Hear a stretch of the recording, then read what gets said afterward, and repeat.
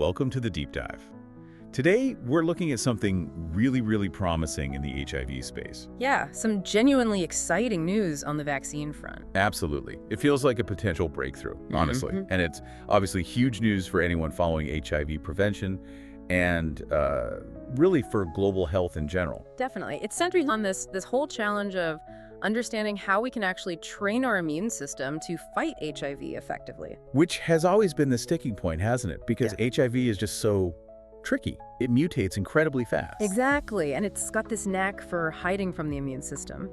So yeah, teaching our bodies to target something that keeps changing its appearance is, well, it's been the core problem for decades. But now, there are these two recent phase 1 clinical trials. And the early signals, they're suggesting a potentially viable new strategy. That's great. So that's our mission for this deep dive. Yeah. Let's unpack what these trials found, understand this newer approach they're using.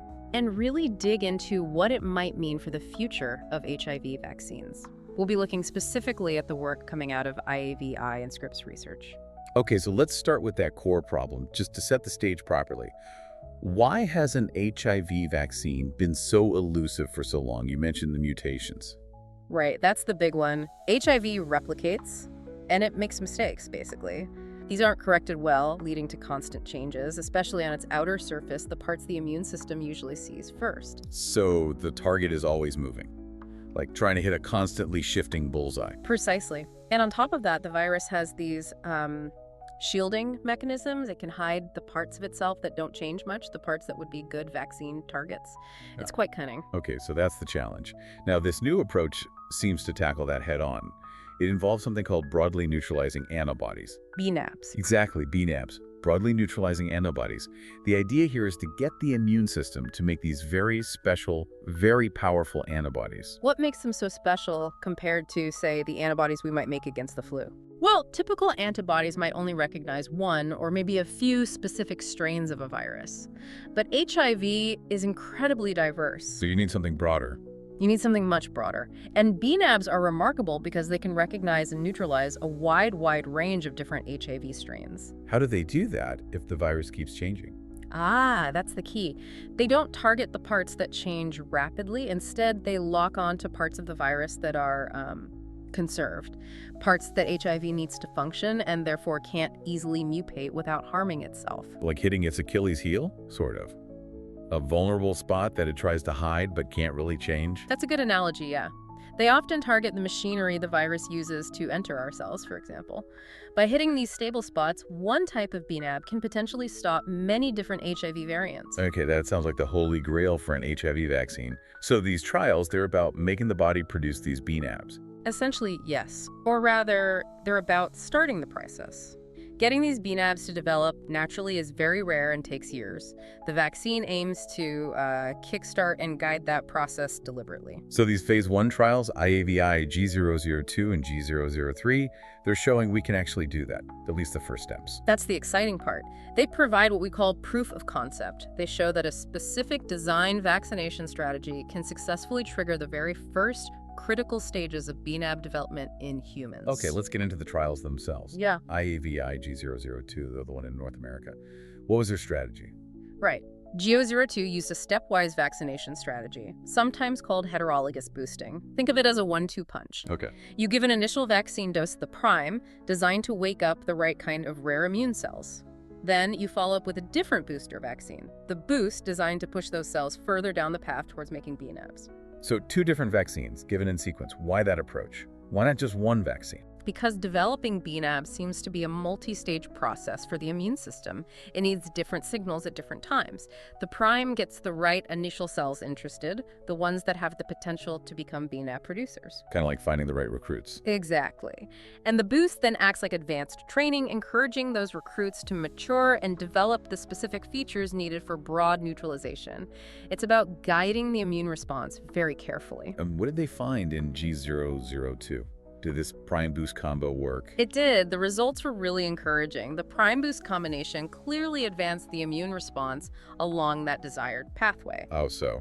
Well, crucially, all 17 participants who got both the prime and the boost developed something called VRC01 class antibodies. VRC01 class. What does that signify? Is that good? It's very good. These VRC01 class antibodies are seen as like early precursors to true bNAbs. They have some key features of bNAbs already. Such as? They target a known vulnerable spot on HIV, a site called the CD4 binding site, which doesn't change much. This helps block the virus from latching onto and entering our T cells, so hitting that crucial entry mechanism. Wow. Okay, so it's showing the right kind of targeting even at this early stage. Precisely. And there was more. Over 80% of those who got both shots showed what the researchers called elite responses. Elite. What does that mean? It means their immune cells, the B cells that make antibodies, started acquiring multiple beneficial mutations. These are the kinds of specific genetic changes that are known to be important steps on the road to developing powerful bNAbs. It strongly suggests the vaccine strategy was effectively educating the immune system. So it's not just activating the right cells, but pushing them to evolve in the right direction. That's the key takeaway, yeah. It's the first time we've really seen evidence in humans that a vaccine can initiate these specific early steps towards bNAb development. It's a huge milestone. What about the people who only got the first shot, the prime? They also generated some of those VRC Era 1 class responses, which is good. But generally, the responses weren't as mature, not as developed, as in the group that got the boost as well. Makes sense. And interestingly, they also found something slightly unexpected. Giving just one priming dose before the booster seemed to work better than giving 2 priming doses before the booster. Huh. So sometimes less is more in this process. It seems that way, at least for this specific regimen. It gives researchers important clues for refining the strategy going forward. Okay, now let's shift to the other trial, ivai G003.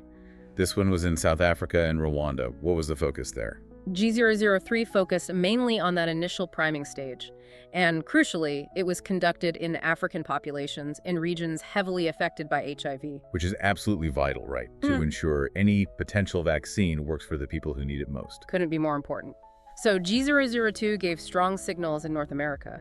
G003 was asking, can this priming vaccine successfully kickstart the process in diverse African populations too? And the answer was? A resounding yes, mostly.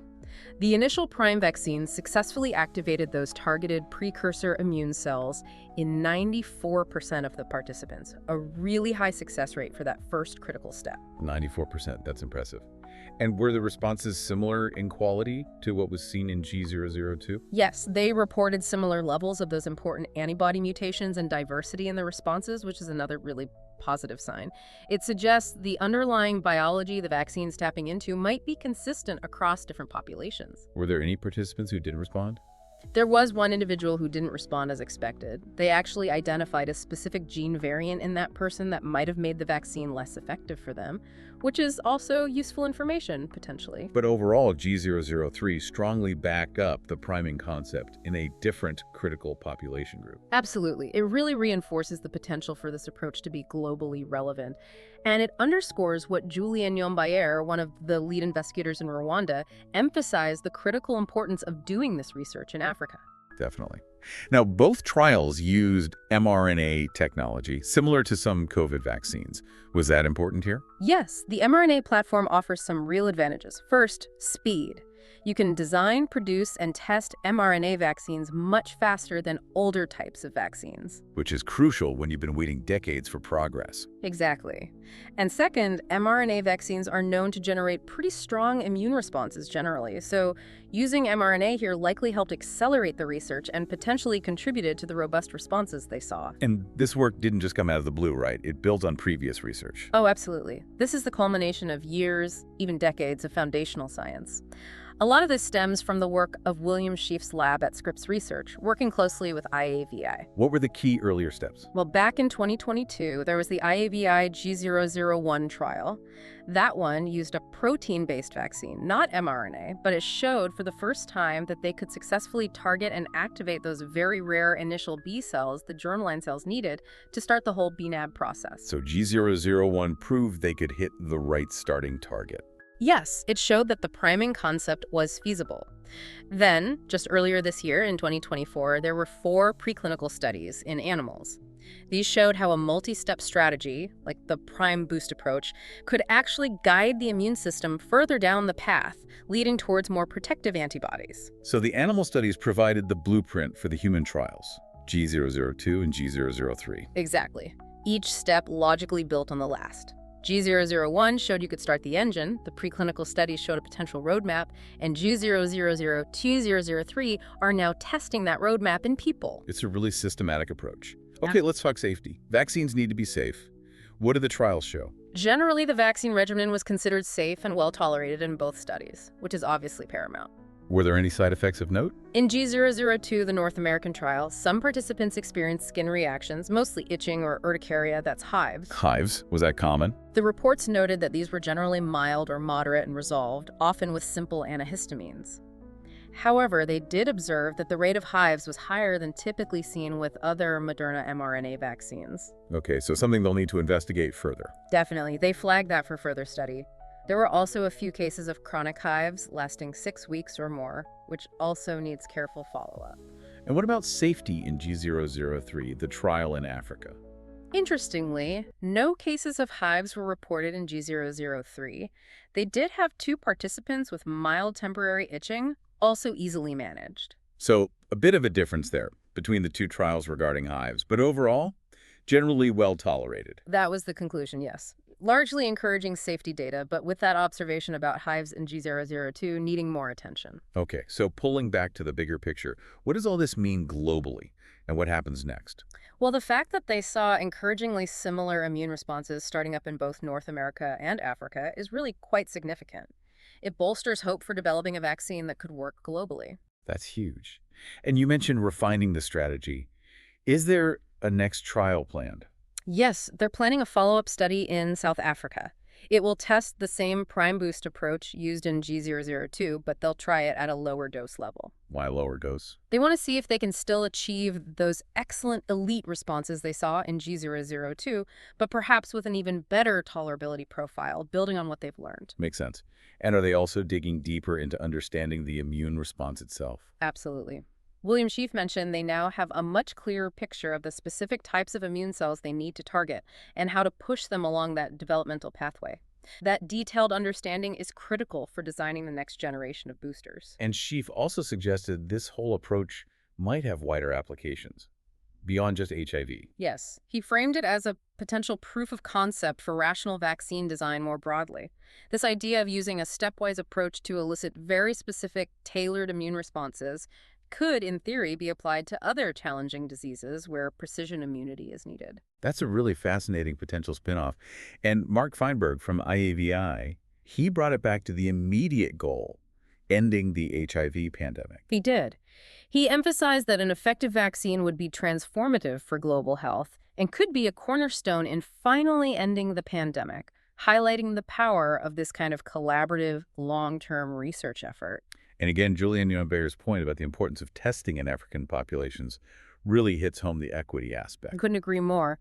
Making sure any successful vaccine is developed with and accessible to the communities most impacted is absolutely fundamental. Okay, so if we were to boil it all down, what's the single most important takeaway from this deep dive into these trials? I think the core message is that we now have concrete evidence in humans that a targeted, stepwise vaccination strategy using modern tech like mRNA can successfully initiate the early, crucial immune responses needed for developing broadly neutralizing antibodies against HIV. It's not the final vaccine yet, but it's a demonstration that this pathway is viable.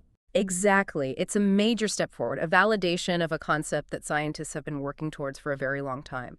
It really injects a significant amount of optimism into the field. It certainly feels that way. A truly hopeful development in the long fight against HIV. Absolutely. It suggests that maybe, just maybe, an effective HIV vaccine isn't quite as far off as we might have thought even a few years ago. Well, this has been incredibly insightful. Thank you. And it leaves us with a final question for you, our listeners, to ponder. We've seen these rapid advancements in vaccine tech applied to HIV here. So what other long-standing infectious disease challenges out there might be crackable using similar innovative targeted strategies in the near future? Something to think about. Thanks for joining us on The Deep Dive.